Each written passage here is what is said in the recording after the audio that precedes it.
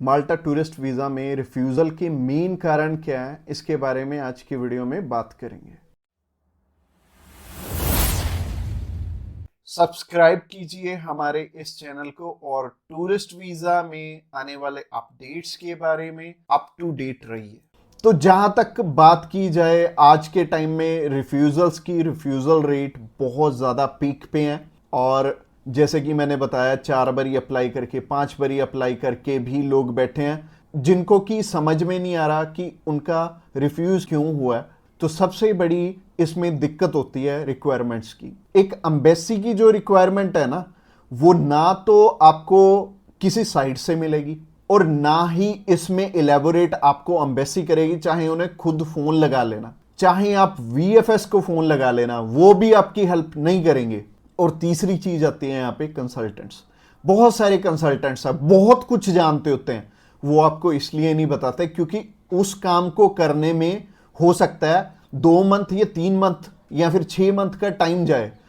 तो मेनली बात यही है कि जब भी हमने टूरिस्ट वीज़ा अप्लाई करना है, हम ध्यान से देख लें कि हमारी रिक्वायरमेंट पूरी हो रही है और किसी अच्छे कंसल्टेंट के थ्रू ही अप्लाई करना।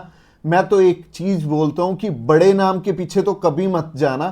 देखो, अभी कोई बड़ा नाम है तो उन्हें कोई फर्क नहीं पड़ता कि आपका वीज़ा आए चाहे आपका रिफ्यूज़ हो। बट हाँ, जैसे हमारे जैसी कंपनीज हैं जो कि अप्लाई करने का भी खर्चा बहुत कम लेते हैं और इसके बाद भी आपको पूरी पूरी सपोर्ट करते हैं हर एक फील्ड में, हर एक चीज में आपकी डॉक्यूमेंटेशन बहुत अच्छे से बनाते हैं। क्योंकि जितने नॉमिनल कोस्टिंग हम लेके चल रहे हैं ना, अगर आपका वीजा आएगा तभी हमारा बेनिफिट है। अगर आपका वीजा आएगा, आप 10 रेफरेंस हमें दोगे तभी हमारा बेनिफिट है, अदरवाइज हमारा कोई बेनिफिट नहीं है। जो पर्सन आपसे ऑलरेडी 25,000 50,000 रुपए एडवांस में ले रहा है, उन्हें आपकी प्रोफाइल से कोई मतलब नहीं है। अच्छा, दूसरी तरह के कंसल्टेंट ये हैं कि जो हायर साइड पे 20-25,000 रुपए आपसे पहले भी लेते हैं और 10 लाख रुपए बाद में भी लेंगे।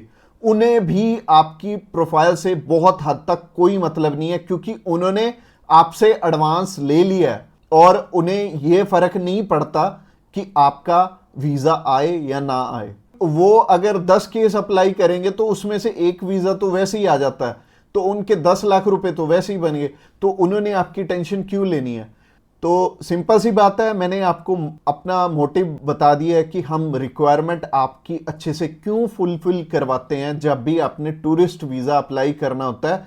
क्योंकि हमें आपसे बहुत कम पैसे मिलने हैं। अगर आपका वीजा नहीं आएगा, आपसे हमें रेफरेंस नहीं मिलेंगे, तो हमारा फायदा ही नहीं है इस काम में आने का। इसके अलावा पहला रीजन तो हो गया जो कि रिक्वायरमेंट के ऊपर है कि रिक्वायरमेंट अपनी बहुत अच्छे से समझ लेना और पूरी कर लेना, तभी वीजा अप्लाई करना। और दूसरा रीजन है कि आपके फाइनेंशियल डॉक्यूमेंट्स बहुत अच्छे से फुलफिल नहीं हुए होते।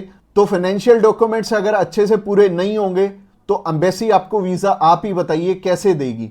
उन्हें एक प्रॉपर प्रोफाइल चाहिए, उन्हें ऐसी प्रोफाइल चाहिए कि स्टेप बाय स्टेप आपके सारे डॉक्यूमेंट्स आपस में मैच कर रहे होने चाहिए। जैसे कि आपका जो ऑक्यूपेशन है, वहां से आपकी कितनी मंथली इनकम आ रही है और क्या वो उसी प्रोफेशन से इनकम आ रही है आपकी, और आपके फाइनेंशियल्स आपस में मैच कर रहे होने चाहिए, तभी आपका वीजा लगेगा। तो अगर आपको नहीं पता है कि आपके फाइनेंशियल मैच कर रहे हैं या नहीं कर रहे, तो आप क्या कर सकते हैं? आप अभी हमें कॉल कर सकते हैं, आप जान सकते हैं कि आपके फाइनेंशियल अच्छे से मीट कैसे होंगे। और कॉल तो आप इस वीडियो के एंड में ही हमें करना, क्योंकि आगे जो रीजन है वो भी बहुत स्ट्रॉन्ग रीजन है कि आपका वीजा इन इन कारणों से भी हो सकता है। प्रोफाइल का तो मैंने आपको बता दिया कि आप हमें कॉल कर लेना। इसके अलावा जो तीसरा सबसे बड़ा रीजन है वो है कि आपके यहां पे इंडिया में टाई स्ट्रॉन्ग ना होने, यानी कि इंडिया में आपका कोई ऐसा रीजन नहीं है कि आप वापस लौट के आओ।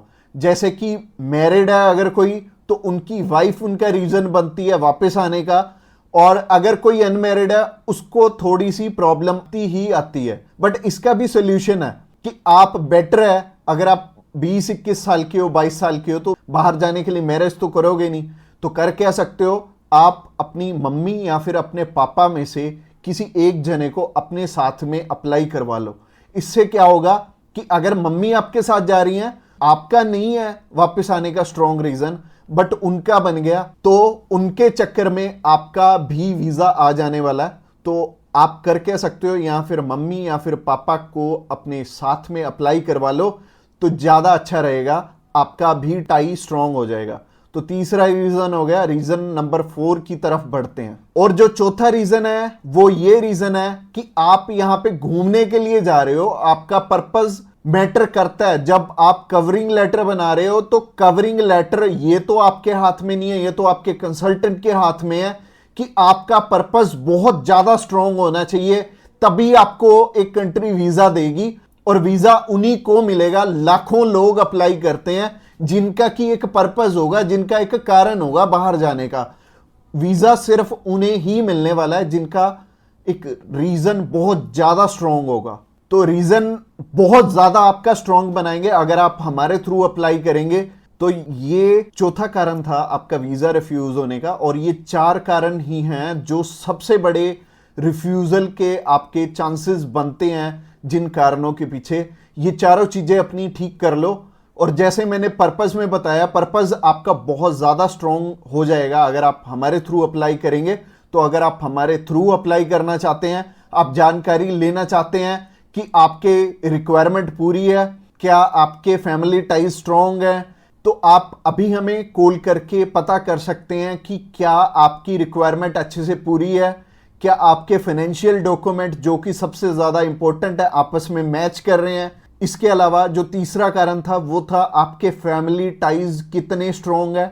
इसके अलावा चौथा कारण है कि आपका पर्पस हम कितना स्ट्रांगली लगाएंगे।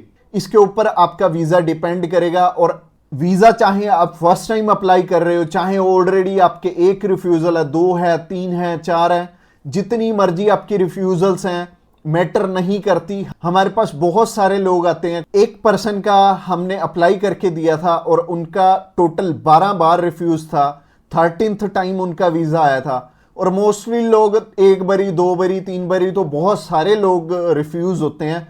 कई लोग तो 4-4, 5-5, 6-6 बार रिफ्यूज होते हैं।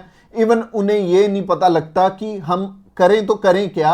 वीजा तो हमें लेना है, और लेना भी बिल्कुल सही मायने में है, एक्स्ट्रा पैसे देके नहीं लेना, एक बिल्कुल नॉमिनल चार्जेस में ही अप्लाई करवाना है किसी से। तो उस कारण में वो ट्रैवल हिस्ट्री वाली साइड भी जाते हैं। तो ट्रैवल हिस्ट्री वाली साइड मैं तो बिल्कुल नहीं बोलूँगा कि आपको ट्रैवल हिस्ट्री बनानी चाहिए, क्योंकि इस टाइम एयर टिकट्स ही इतनी महंगी हैं कि अगर आप एक कंट्री में भी ट्रैवल करते हैं तो आपका 70 से 80 हज़ार रुपये लग जाते हैं। इसके अलावा अगर आप 3-4 कंट्रीज में ट्रैवल कर लिए तो आपके 3-4 लाख रुपए खराब हो जाने वाले हैं। और जैसे कि मैंने आपको पर्पस वाली वीडियो में बताया था, 15 से 16 हज़ार रुपये में आप हमारे थ्रू अप्लाई कर लेंगे और आप कम से कम 3 लाख रुपए में अपना 20 बारी अप्लाई कर पाओगे। तो ट्रैवल हिस्ट्री पे बिल्कुल भी पैसे मत लगाना। इसके अलावा अगर आप हमें अभी कॉल करना चाहते हो, कॉल कर सकते हो नीचे दिए गए नंबर पे। और इसके अलावा आप हमें व्हाट्सएप पे भी मैसेज कर सकते हो। व्हाट्सएप पे मैसेज करने के लिए डिस्क्रिप्शन बॉक्स में लिंक है, उस लिंक पे क्लिक करते ही आप हमें मैसेज सेंड कर पाएंगे और हम भी आपकी inquiry as soon as possible हम लेने वाले हैं। और हमारी टीम्स ऑफ एक्सपर्ट्स हमेशा रेडी है और वो सारे टीम मेंबर्स को पर्सनली मैंने ही ट्रेंड किया हुआ है और आपकी हर एक ज़रूरत को वो समझेंगे और फिर उसी अकॉर्डिंग आपको गाइड करेंगे। और आपको बिल्कुल भी टेंशन नहीं लेनी, जब भी आपने वीज़ा अप्लाई करना है आप हमारे थ्रू ईजिली कर सकते हैं। अगली वीडियो हमारी सी टाइप के वीज़ा के ऊपर रहने वाली है कि सी कैटेगरी में बहुत सारे हमारे पास ऑप्शन होते हैं अलग अलग, जिनके थ्रू की वीज़ा अप्लाई करने में हमारा पर्पस बहुत स्ट्रॉन्ग हो जाता है। तो सी टाइप में जैसे कि बिजनेस वीज़ा हो गया, स्पोर्ट्स वीज़ा हो गया, कल्चर वीज़ा हो गया, मेडिकल वीज़ा हो गया, तो ये सारे वीज़ा के बारे में हम बात करने वाले हैं, जो कि हमारी नेक्स्ट वीडियो रहने वाली है। तो आपने क्या करना है, हमारी नेक्स्ट वीडियो को भी जरूर ध्यान से देखना। Thanks a lot for watching this video till the end, और मिलते हैं किसी बढ़िया सी वीडियो में नेक्स्ट टाइम।